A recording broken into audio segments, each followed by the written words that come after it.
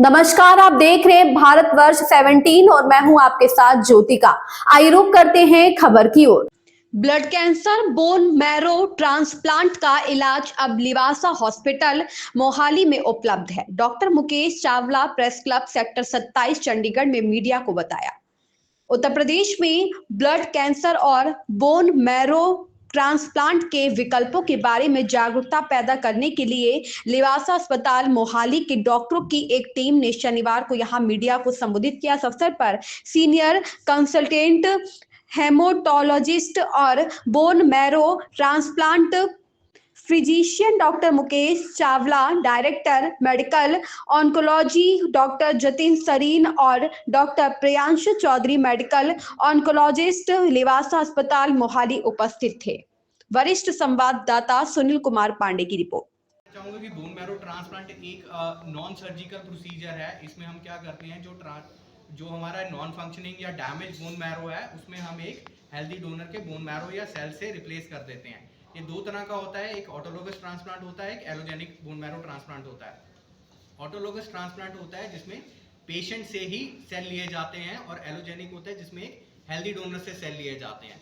तो अगर मैं बात करूं इसमें कितना इसमें सर्वाइवल रेट है, कितना सक्सेस रेट है, तो ऑटो में अराउंड 90 to 95% सक्सेस रेट है और एलोजेनिक में around 70 to 80% success rate, depending upon the disease and what type of transplant is being done.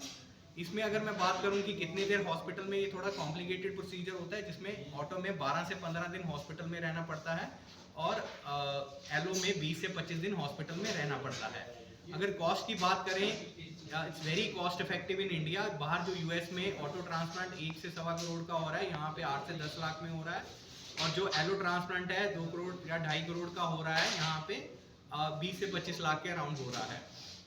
इसका सक्सेस रेट दिन ब दिन इम्प्रूव होता जा रहा है and we have all the facilities available at Livasa hospital Mohali. Doctor साहब, कौन डोनेट कर सकता है?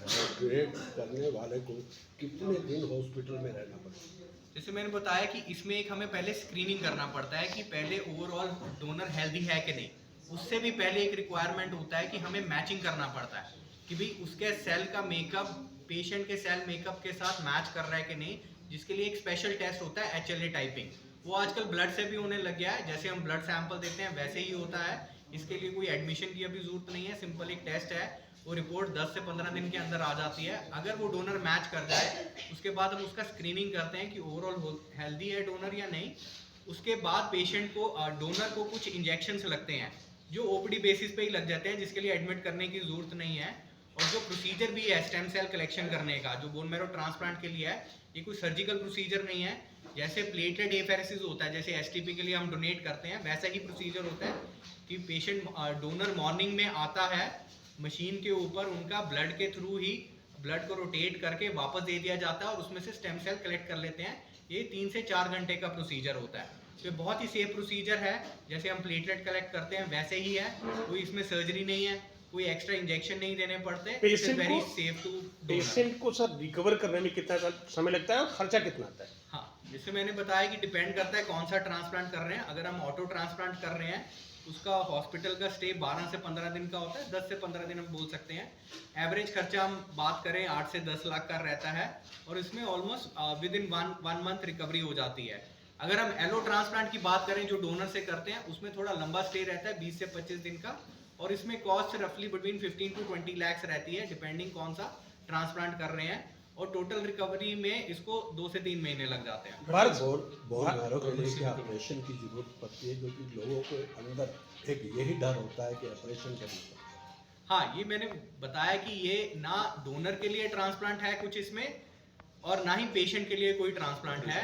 ये बहुत ही सेफ ओपीडी प्रोसीजर है जो डोनर के लिए होता है और पेशेंट के लिए भी जो होता है, ये सर्जिकल ट्रांसप्लांट नहीं है। जैसे मैंने बताया कि इसमें पहले कीमो लगती है और बाद में स्टेम सेल चढ़ा दिए जाते हैं। बस उसको इन्फेक्शन और रिकवरी के लिए हॉस्पिटल में इतने दिन रखा जाता है और ये सारी फैसिलिटीज अब हमारे पास लिवासा हॉस्पिटल में। इस खबर में बस इतना ही। बने रहिए भारतवर्ष 17 के साथ। लेटेस्ट अपडेट पाने के लिए हमारे चैनल भारतवर्ष 17 को सब्सक्राइब करें, शेयर करें और बेल आइकन दबाना बिल्कुल ना भूलें।